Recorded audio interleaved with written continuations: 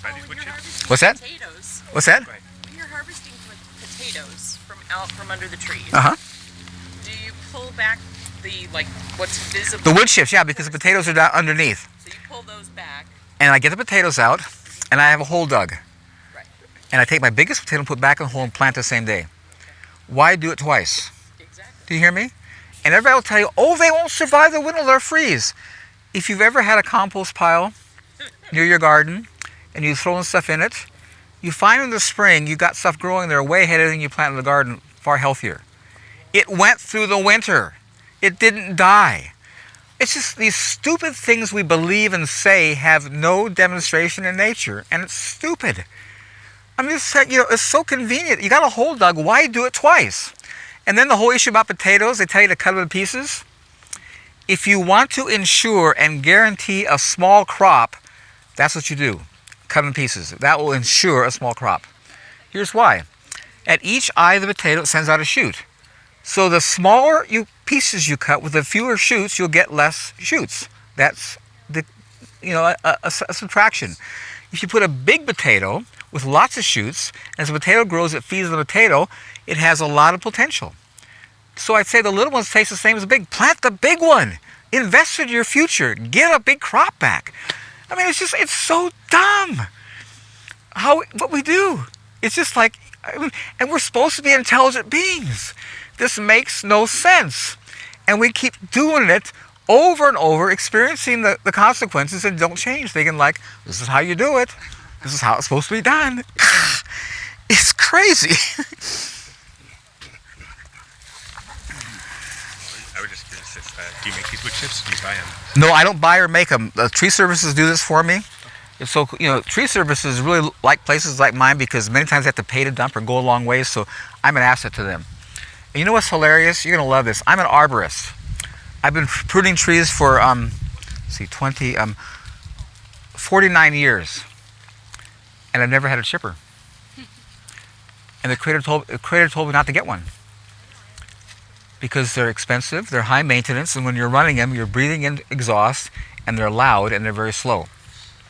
So when I do trees, I take my truck, I have my kids working with me, I load it all in the truck, I take it to the big guy with the tub grinder, he grinds it and sells all the rest, so I have no overhead, I work a lot faster, and I get them all for free. I love my father. He really cares for me. And I think it's so cool. I've created tons of wood chips, branches, but I've never had a chipper, and I get all I need. And I had no overhead, no expense.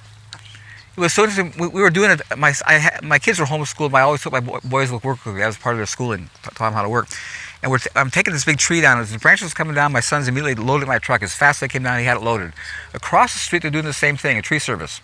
And they're dragging all the brush into the street to make these big piles, and they started a chipper, one branch at a time. They were so much slower. I was in and out of there, done. And I'm thinking like, this is better? And they're paying, this is expensive equipment they got to maintain, and they're listen to all that loud noise, breathing the exhaust. This is better? I just blew my mind, like, wow, thank you, God. I really appreciate your helping me, because I wouldn't know anything better. I thought this is how you do it, but.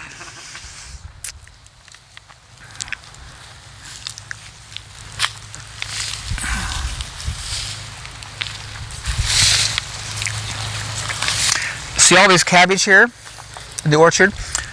I had to thin my row, so I just brought on here and stuck them in the wood chips.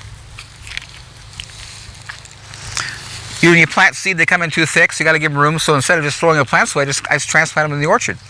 Do you have an aha moment in terms of not believing everything you were told? Like what sort of set you off, thinking, "Wait a minute"? Well, when God took me to the woods and showed me how trees grow. That was when it began, and it just continues. I mean, I have aha moments every day, because he's always showing you new things. The word's very plain. It says, "You have not because you don't ask."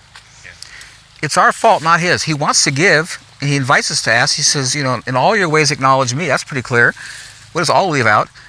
But we don't ask.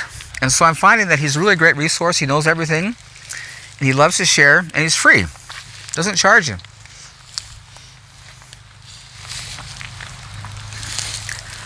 Are the sunflowers helping the apple trees, or are they? Oh yeah, and the trees are so benefited by them growing there.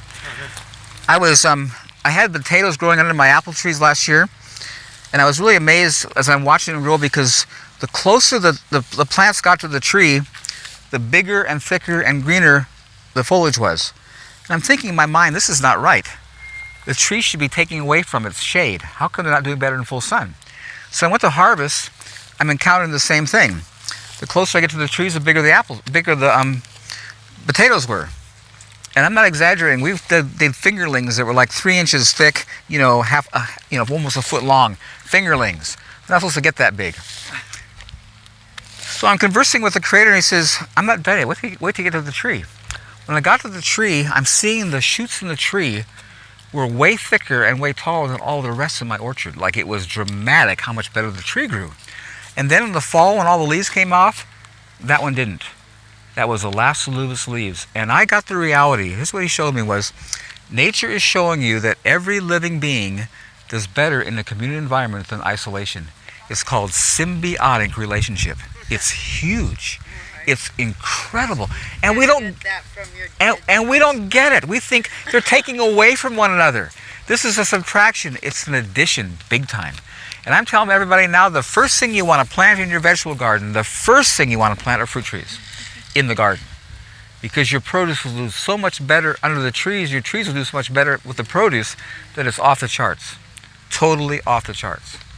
It's huge. And you're going to see as we walk through here today, you'll see it. I mean, the visible demonstration will just stand out to you. It's powerful. What's the biggest bean pods there? What's that? The biggest bean or pea pods? Yeah, eat them. They're good. Anything, like I say, if you see something you want to eat, help yourself. Those peas are really good. Go pick them.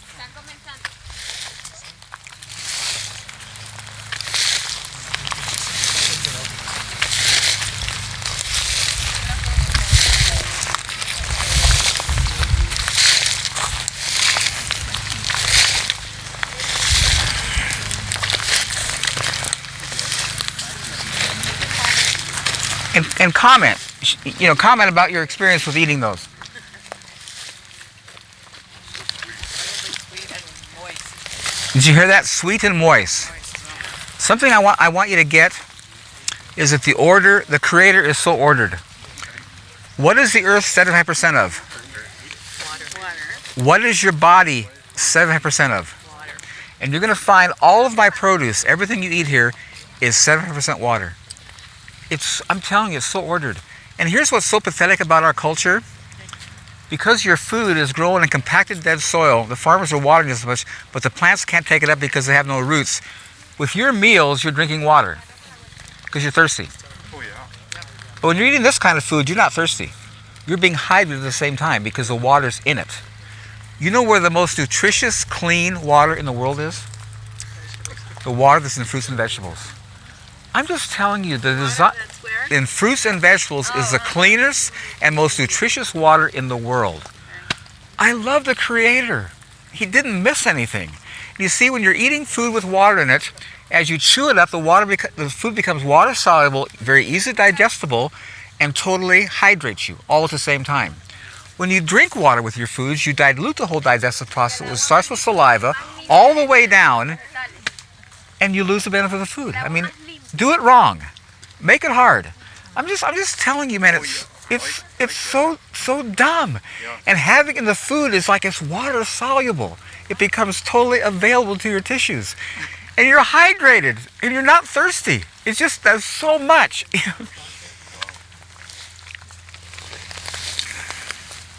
was thankful in sort of Saanich where I live, one of the farm markets, I've got some of their field cucumbers and some of their carrots, and it was after seeing your Back to Eden, the cucumber, when I cut it open, was actually so dehydrated, it was actually starting to split apart. I know, isn't it sad? And then the carrots were really young carrots, but they were bitter as well.